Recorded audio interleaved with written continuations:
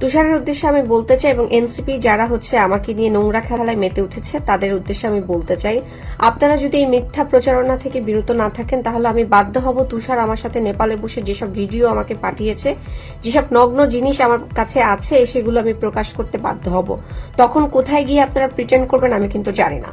আমি ওয়ার্ন করছি, আমি জনসম্মুখে চাই তুষার যেন আমাকে সরি বলে।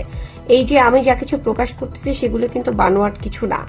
তুষারে যদি ওখানে তার নাম ব্যবহার করতে নাই চাইতো, তার মনের মধ্যে যদি কোনো রকম শয়তানি চিন্তা নাই থাকতো, তাহলে ওখানে সবাই জানে, বাংলাদেশের ম্যাক্সিমাম মানুষ, যে human rights activist Rezaur Rahman Lenin তিনি আমার বড় ভাই সমতুল্য। আমি তাকে সমস্ত কিছু শেয়ার করে, এবং আমার এই বিপদে শুধু ডিবির লোক না, এনসিপির লোক না, লেনিন ভাইও সেদিন উপস্থিত ছিলেন। তাহলে আমার গার্ডিয়ান হিসাবে যদি গার্ডিয়ানের নামই হয় তাহলে লেনিন ভাইয়ের নামটা কেন দিল না? সেখানে সাদিয়া উপস্থিত ছিল, সাদিয়া নারী নেত্রী এনসিপির, তার নাম কেন দেওয়া হলো না? এই সমস্ত বিষয়গুলো আপনারা কথা বলছেন না, অন্য বিষয়গুলো নিয়ে কথা বলছেন যে বিষয়গুলো কাজের না। যদি আপনারা আমাকে সরি না বলেন, দুঃখ প্রকাশ না করেন, ভুল করেছেন সেটা স্বীকার না করেন, তাহলে আমি বাধ্য হব আমার কাছে তুষারের যে সমস্ত ভিডিও এবং ছবি আছে সেগুলো প্রকাশ করে দিতে। Thank you so much.